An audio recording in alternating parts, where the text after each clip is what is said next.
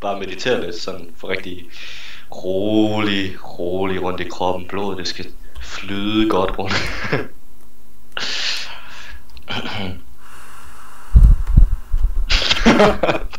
David, det må du ikke gøre. Hvorfor ikke? Jeg kan ikke tage det seriøst. Jeg er meget seriøs. Jeg føler faktisk, det forhindrer dig. Hvis jeg skal Prøv med. at tømme mit sind. Jeg prøver at tømme min tarm. Det kan bare ikke, når du siger sådan nogle ting. Det ved jeg godt. Det kaldes taktik, David. Det fjerner nemlig mit tømme igen. Det kaldes taktik. Det er sådan skal man gøre. Okay, seriøst.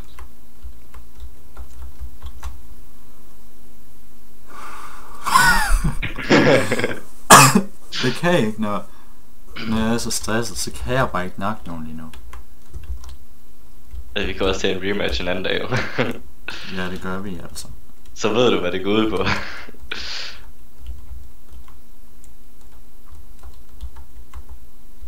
Det er ikke godt, det her. Nej, vi ikke ser hinanden. What? jeg så bare dit skud, så troede du stod derhenne. Så jeg vil tænke mig, nå. Så venter jeg på, at han kommer frem igen. jeg var ved at være løb, fordi jeg troede, du stod der. Det var så dumt. Dude. Det her det er jo næsten synd. Det er det nemlig. Det ødelægger ikke kun for dig, men også for mig. Du er ligesom min klanleder, det er dig jeg skal se op til. Det er ikke godt. Så må du jo næsten gøre mig med dig igen, jo. Ah, okay.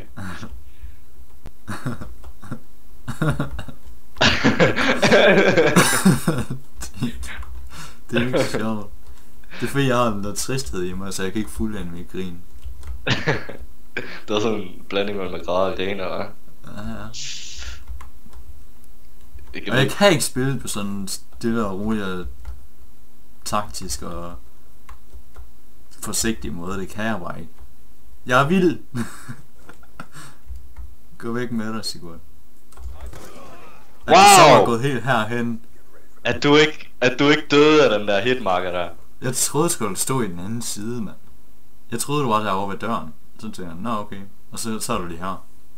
For helvede. At du ikke døde det der! Jeg ramte dig jo på overkroppen. Det må bare være Gud. Det må være vores ATF. Legende. Ja, det er godt. Ej, det ser fandme stort ud, hvis du også taber den her.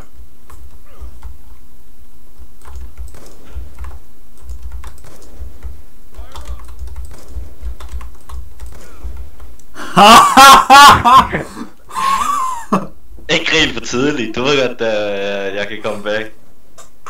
Jeg griner mere, fordi det var et headshot igen. Nå, er det headshots vi går efter?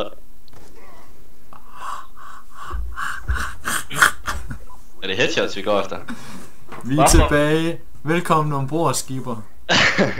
Bare for at være lidt mere ydmygende, skal jeg så lade være med at dø overhovedet igen, og så lave alle sammen headshot? Okay. Det vil være OP. Ombord.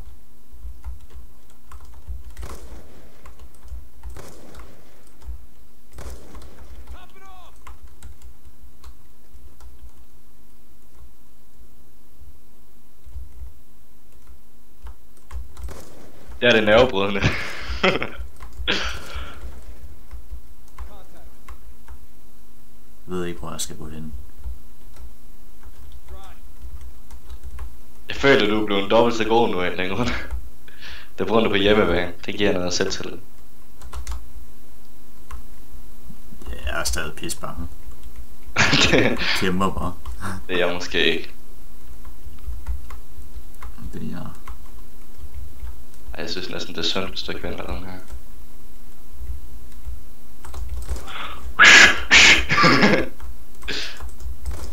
Kom her.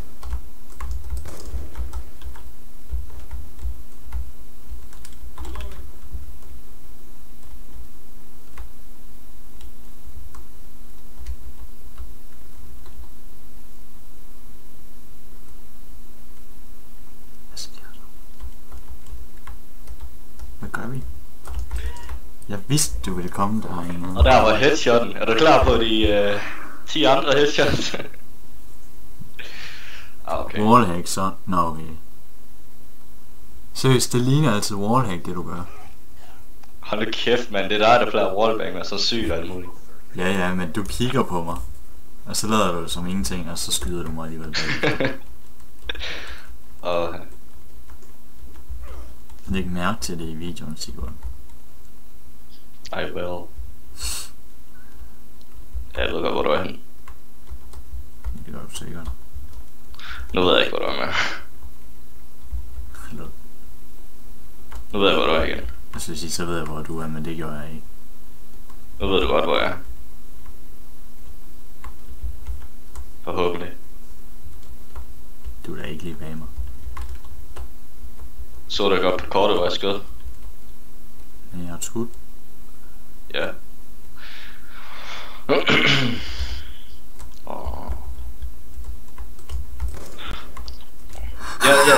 Jeg må lade være med at gå ind i det her hus. Jeg dør altid ind i det her hus.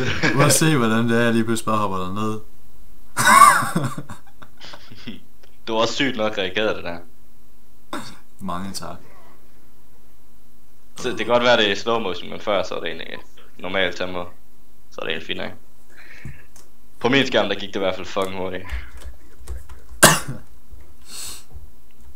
Ja. Og så skulle lige til at reagere. Så jeg må blive bange. Jeg er ved at være bange for de måder at spille på, Sigurd. Min måde? Bare at spille mod den, og lige pludselig så er det blevet svært på et andet niveau. Hold op. Nej! Var det en wallbang? Ja, det tror jeg. Nej, ikke begynde på det der igen. Jo, det var det. Det var en wallbang. Please David, ikke begynde at wallbang igen. Se, det var en wallbang, Sigurd. Ikke begynde at wallbang mig igen. Please. Jeg wallbanger tit. Ikke kun på dig. Jeg gør det også i alt andet. Okay, nu tager jeg det også seriøst. Jeg er i hvert fald sådan tryharder, når det gælder det. Nu begynder jeg at tage det seriøst igen. Ja. Noget, så du tror ikke, jeg gør før? Nej. Eller jo. Det gjorde du nemlig. Og jeg tror, jeg ved, hvor du er.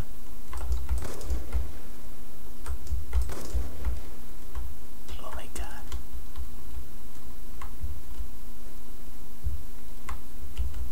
Oh my god.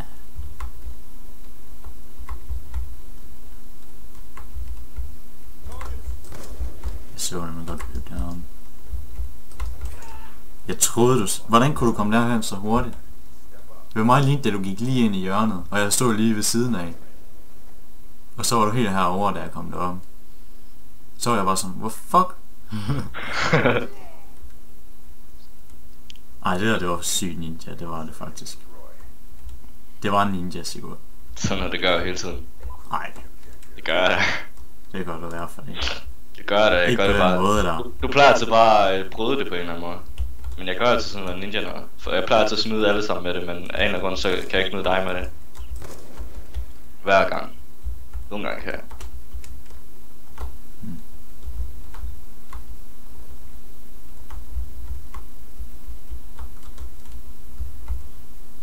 Nogle gange så prøver jeg også at spille sådan overnaturligt normalt, på grund af at det regner folk normalt ikke med. At du spiller normalt. Ja, nej, sådan at man gør det, man normalt vil, fordi det er ikke altid folk regner med, at man gør det. Det er folk... Altså det, som virker obvious. Og det, så bare gør det nogle gange, fordi det regner nogle gange. Når folk ikke spiller godt, så kan jeg ikke finde ud af det. Så bliver jeg helt forvirret. Det er en løgn. Ja, ikke også? Når man Det spiller er sådan jeg tror, det er derfor, jeg kan gøre sådan nogle ting, venner, du ved. Det, som jeg nogle gange gør. Hvad for noget? Gør alt muligt mærkeligt, og så ikke bliver snydt alligevel. Det... Ja, det kunne... Hvor fuck er du henne?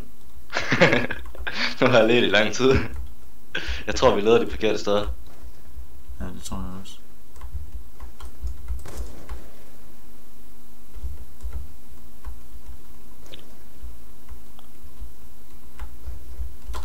Gik du ud?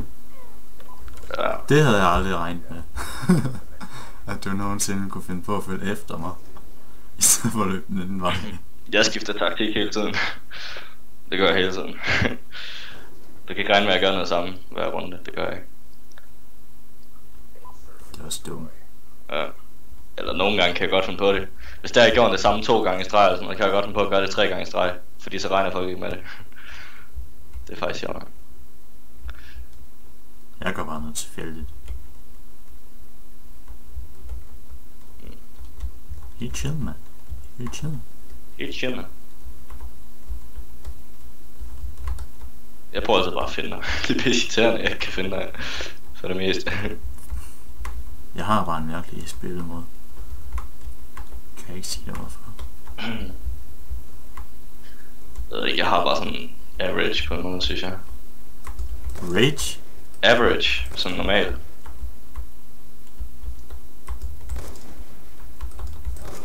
Wow, du havde jo lige skudt, dude. Hvordan kan du skyde så hurtigt? Jeg kom bare ud igen. Jeg havde lige hørt dig skyde.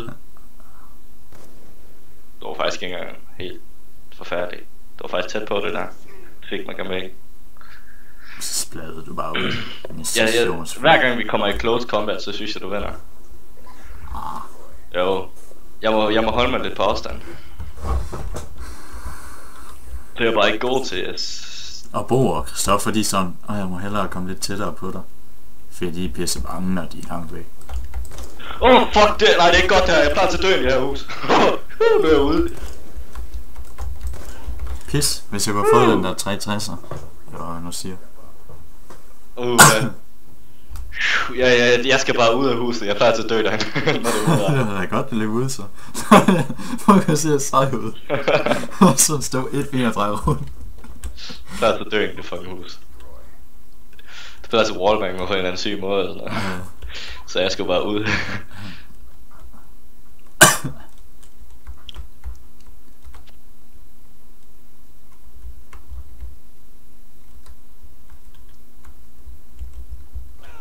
Var du ikke derinde?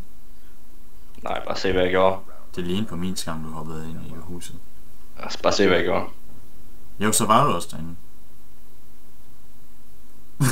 Fuck. At jeg ikke vidste, du hoppede ud. Det er det sjove ved det. Ja, det tænkte jeg også, at han ikke vidste. Det synes jeg faktisk var ret overraskende. Det plejer du altid at gøre. Jeg vidste bare, at jeg skulle ud af huset, og så var jeg død. Nå, så du begyndte at mene det også. Jeg er sgu. Vildt, mand. Den havde mig sige reaktion. Prøv at se den reaktion der, Sigurd. Den havde jeg sgu ikke regnet med. Han skyder. Du wallbanged. LOL, du ramte mig jo ikke. Det synes jeg, du har gjort tit, det der, hvor du ikke rammer, og så rammer den alligevel. Ja, det er det, du har lidt. Har du ikke selv lagt mærke til det? Jo, men det er fordi, det bliver vist på en mærkelig måde, tror jeg bare. Ja. Jeg synes også, jeg rammer, men når man så kigger igen, så rammer jeg ikke. Ja, jeg plejer... Den havde jeg så ikke. Hvordan kunne jeg ramme dig der? Jeg ramte dig bogstaveligt talt. Det er det, du var underligt. Så fik du point, fordi jeg hoppede ud over. Nej, vel? Jo. Hvorfor gjorde jeg det, når jeg så hovedet? Idiot. Kan du ikke se, at du er 7 nu? Det må være mig, jeg skal op det. Jeg siger bare, hvis jeg vinder med 1 point, så står vi lige. Skal lige gøre det igen? Ej, hvorfor at være ond? Du fører med 1. Ja, jeg ville have ført 2, hvis jeg ikke lavede suicide. Hvor er det ulækkert. Nej, du fører med 1, sådan. Nå, ja, på den måde. Ja.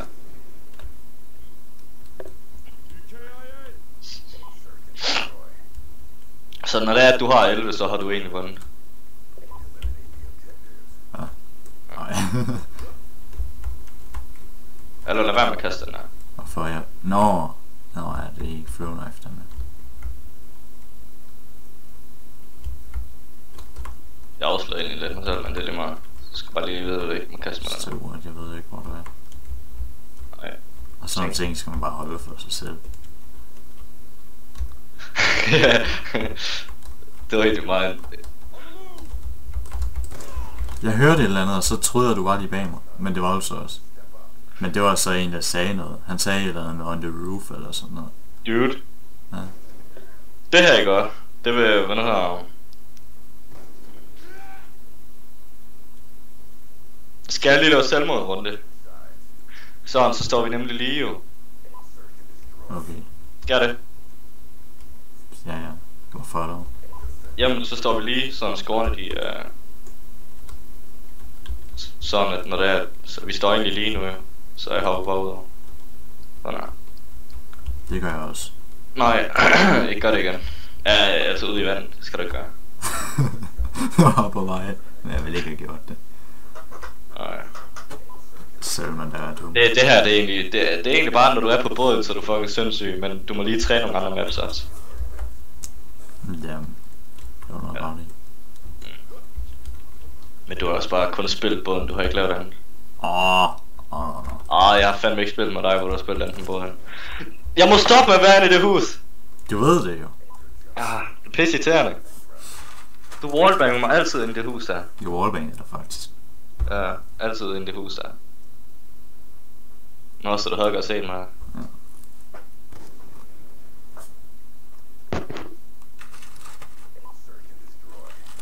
Det er faktisk.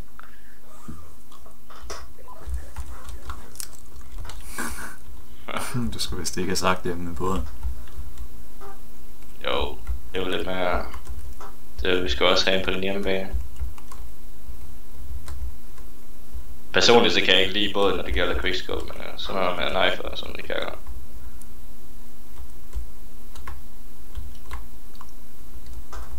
Jeg var lige båden. Ja. Det var fandme også spillet meget på den. Jeg ved ikke, jeg synes bare, at det går så hurtigt på båden, når det er, man spiller online. Fuck! Hvorfor gad den ikke? Jeg kunne ikke skyde, fordi jeg kom til Jamen, jeg kunne ikke flytte mig, det var derfor jeg gik helt sådan i panik.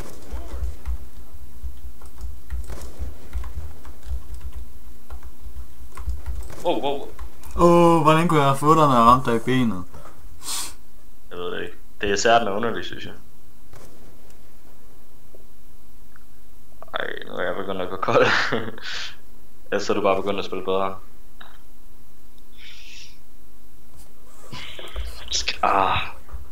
Tak, Sigurd. Tak af hele mit hjerte for at se båden. Jamen, det... Ellers så havde jeg aldrig... Ja, så havde jeg været en taber nærmest jo. Hvad taber du? Altså, så bliver jeg fucking ked af det.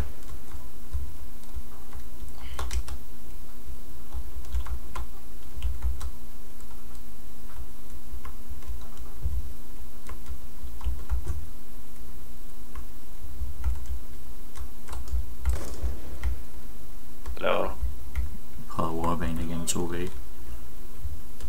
Vidste du ikke, hvor jeg var? Jo. Okay. Se selv. Seriøst? Nå. Wow. Dude, slap af.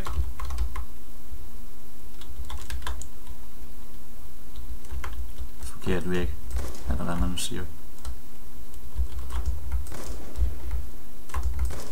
Bullshit, jeg ikke skyde igennem. Nej, så sad jeg på stigen jo. Jamen det gjorde jeg også før, det derfor jeg gik også lige lidt i panik, da jeg kom også til at sidde fast på stigen. Se der, se. Hvis du ikke havde gjort det, så havde jeg bare warbanket dig. Fedt. Affald.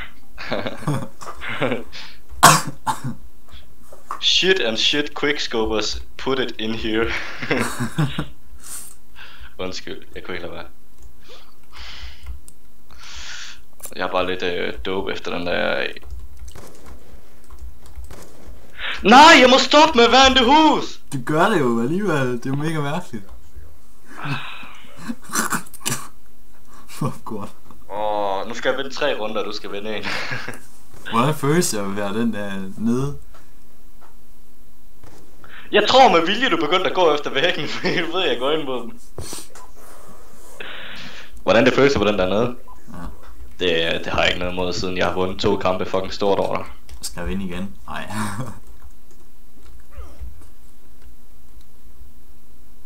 Det er bare for sjov, mand. Det er bare for sjov.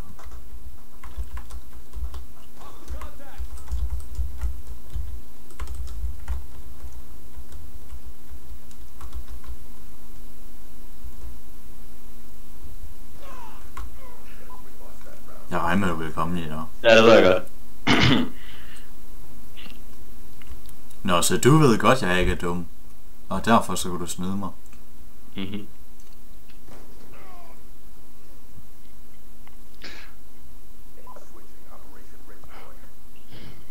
Er det ikke nemmere at spille mod Christoffer og Bo og sådan noget? Hopper de ikke tit på sådan noget?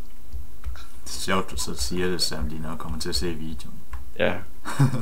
Du må bare klippe det ud, okay? Bare alle de gange, jeg har nævnt Christoffer og Bo. Ja, det var jo så siger sådan, du er deres forbillede, og så sidder du bare. Ja, det med forbillede, det er okay, men det der, når det er så og snakker lort om, det må du godt lige klippe ud. Snakker lort om mine venner, mand. Bare klip hele lortet ud. Men... Nå, vi fjerner hele banen i den gutter. Så må vi lige vinde for ny.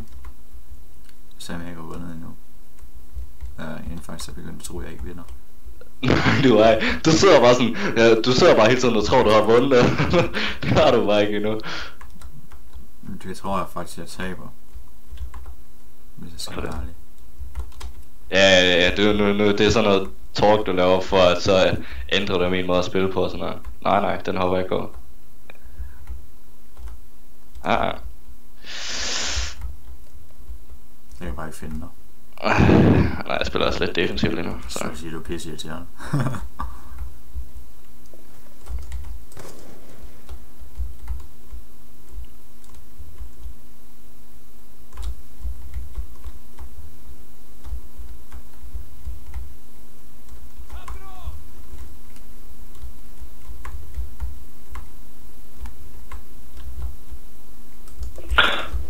Det havde du ikke set komme, det havde du ikke. Det havde du heller ikke, du havde heller ikke set det komme, at jeg var hernede. Nej, det havde jeg faktisk ikke. Så nu det her det sidste runde, nu gælder det alligevel død, David. Nu er det alvor. Nu er det fandme alvor.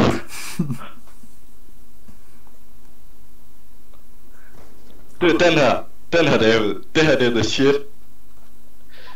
Så bliver den her karne slut. Nu skal der være sådan noget heltemusik i baggrunden og alt muligt, når det er, at du laver den her video på YouTube. Ja, og så når, sådan når der er en af os vinder, så skal der den der.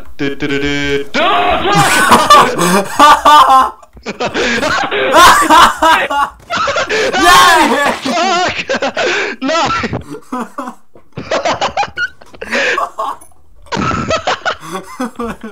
Hvor er det godt? Hvor er det vigtigt? Åh, man. Hvordan kunne du få mig der? Nej. Jeg har det varmt nu.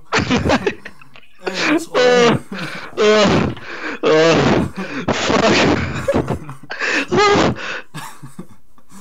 Min t-shirt skulle ved døren. Oh my god.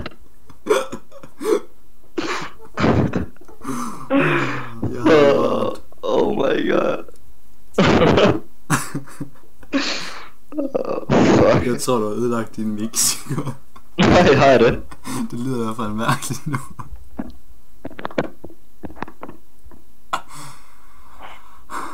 Er det bedre nu? Ja. Okay. Fuck.